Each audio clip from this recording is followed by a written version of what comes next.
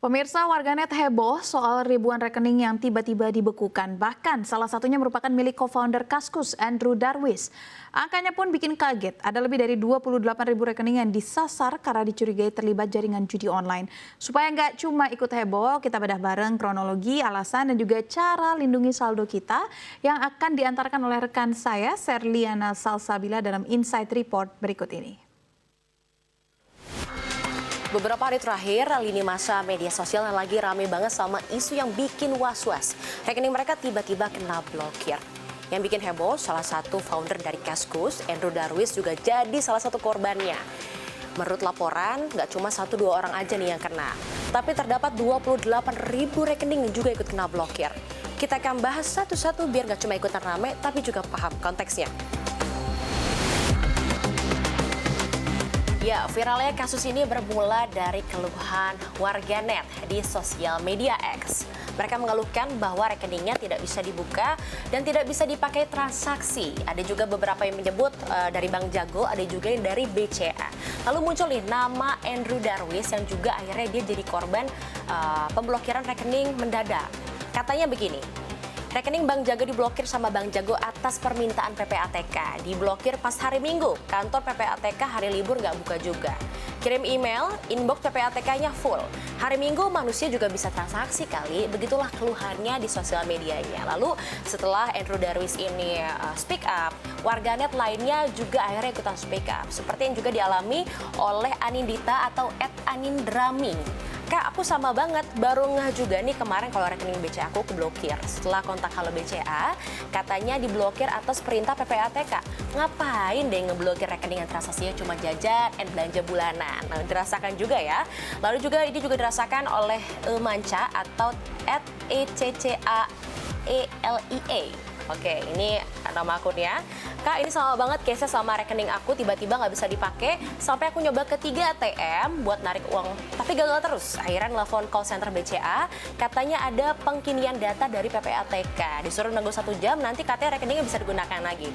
Nah, setelah di follow up, akhirnya kakak tersebut bisa menggunakan akun rekeningnya kembali. Namun harus menunggu sekitar hampir 1 harian. Lalu juga nih kejadian dialami oleh Asmara Weksono atau @miund. Dalam unggahannya di media sosial X, @goodlifebca. Sejak kemarin Sabtu 17 Mei 2025, saya nggak bisa transaksi karena katanya rekening saya diblokir dengan status khusus dari permintaan PPATK. Ini aneh banget karena saya nggak pernah ada transaksi aneh-aneh, hanya gunakan untuk kebutuhan sehari-hari dan rekening nggak dormant.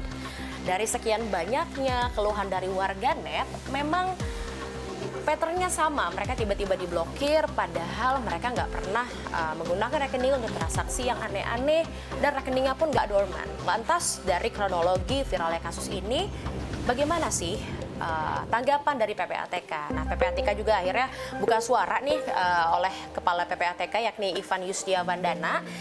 Katanya pemblokiran ini bagian dari kerjasama dengan aparat penegak hukum, di mana hal ini dilakukan untuk mengusut transaksi-transaksi yang nggak wajar atau nggak normal yang berkaitan dengan judi online. Ya, kamu nggak salah dengar, benar sekali.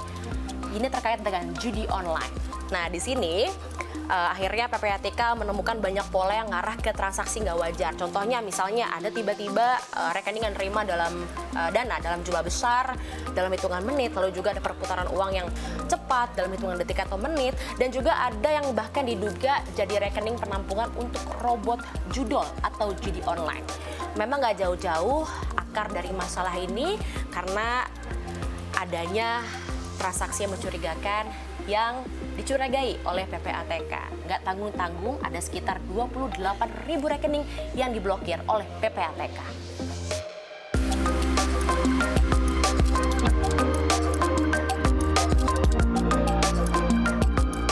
Ini pun akhirnya menimbulkan pertanyaan besar. Banyak netizen yang tidak merasa terlibat, tapi kok mereka kena getahnya ya? Nah, ini ada beberapa kemungkinan. Kemungkinan yang pertama, nah bisa saja akun atau rekening Anda dipinjamkan atau disewakan tanpa sadar. Ini bisa ke teman, ke kerabat, saudara, keluarga, atau bahkan ke pinjaman online legal. Yang kedua, data pribadi Anda dicuri. Nah, ini juga Anda harus hati-hati terhadap data pribadi Anda agar tidak disalahgunakan oleh oknum-oknum tertentu. Nah, yang ketiga, bisa jadi Anda menjadi korban skema layering. Masalahnya, kalau rekening kita terhubung meskipun tidak langsung, di sini PPATK bisa saja membuat permintaan untuk memblokir melalui bank. Nah, karena menurut data dari PPATK di Indonesia saat ini untuk transaksi judi online ini bisa mencapai ratusan miliar rupiah per tahunnya. Tercatat per tahun lalu saja, tiap tahunnya ini bisa menghasilkan 327 miliar rupiah dari aktivitas judi online. Angkanya memang gak main-main ya. Nah, biar gak terjadi hal-hal yang tidak diinginkan, PPATK dan juga bank ngasih beberapa tips nih. Yang pertama, jangan pernah pinjamkan rekening kamu ke orang lain, apalagi untuk transaksi yang gak jelas. Yang kedua, jangan pernah atau hindari dana dari sumber yang tidak dikenal. Yang ketiga, sering-sering cek riwayat transaksi, cek mutasinya, dan juga aktivitas dari rekening kamu. Yang keempat, segera laporkan ke bank atau ke otoritas jika menemukan sesuatu atau kegiatan yang janggal. Dan yang kelima, jangan pernah mudah tergiur iming-iming tawaran kerja online yang akhirnya membuka rekening, lalu rekeningnya dipakai orang lain. Jadi hati-hati ya. Ya, dari adanya kasus ini memang ternyata literasi keuangan di masyarakat harus semakin ditingkatkan. Namun ada yang lebih penting, yakni kolaborasi antara lembaga harus semakin diperketat dan juga diperkuat. PPATK, OJK, bank, lembaga penegak hukum, mereka harus kolaborasi dan harus menemukan mekanisme yang transparan untuk menyampaikan alasan pemblokiran. Dan juga mereka juga harus mempercepat proses klarifikasi bagi mereka yang tidak benar-benar bersalah. Kalau rekening masyarakat banyak yang diblokir, akun mereka juga mandek dan uang mereka tidak bisa ditarik. Kalau begini, siapa yang harus disalahkan? Saya Liana Salsabila dan Adi Andodo, tim liputan CNBC Indonesia.